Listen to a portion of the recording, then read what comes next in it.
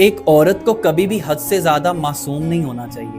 عورت کو تو اتنا مضبوط ہونا چاہیے کہ کوئی اجنبی اس سے بات کرنے سے پہلے 100 بار سوچے۔ ایک عورت کو نہ کہنا آنا چاہیے۔ ایک عورت کو اپنی باؤنڈری سیٹ کرنی چاہیے۔ ایک عورت کو اپنے ارد گرد قلعے تعمیر کرنے چاہیے تاکہ کوئی آسانی سے اس تک رسائی حاصل نہ کر سکے۔ عورت کو اتنا کمزور نہیں ہونا چاہیے کہ کسی کے بھی ہاتھ میں آ کے استعمال ہو جائے۔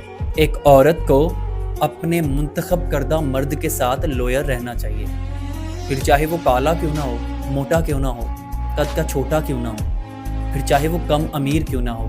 اگر منتخب ہو گیا تو ایک عورت کو اپنے مرد کی عزت کرنی چاہیے، اس کے ساتھ لوئل رہنا چاہیے۔